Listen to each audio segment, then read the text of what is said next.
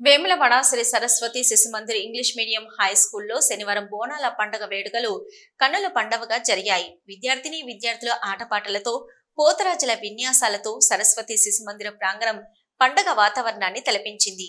ఈ వేడుకలను ప్రముఖ కళాకారులు నాదమునుల రామారావు మరియు పాఠశాల సహ కార్యదర్శి ఆర్ఎస్ఎస్ సీనియర్ కార్యకర్త గోపాల్జీ జ్యోతి ప్రజ్వలనతో ప్రారంభించారు. అనంతరం విద్యార్థులు వివిధ బోనాల పాటలపై ఆనందోత్సవాల మధ్య ఆడిపాడారు.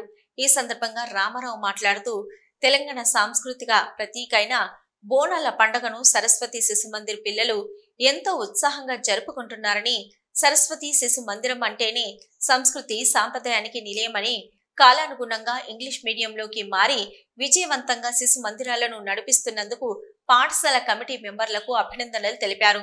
అనంతరం విద్యార్థులు బద్దిపోచమ్మ అమ్మవారికి శోభయాత్రగా వెళ్లి బోనాలను సమర్పించుకున్నారు. ఈ కార్యక్రమంలో ప్రధాన ఆచార్యులు చిలకగట్టుతో పాటు ఉపాధ్యాయులు, విద్యార్థులు పాల్గొన్నారు.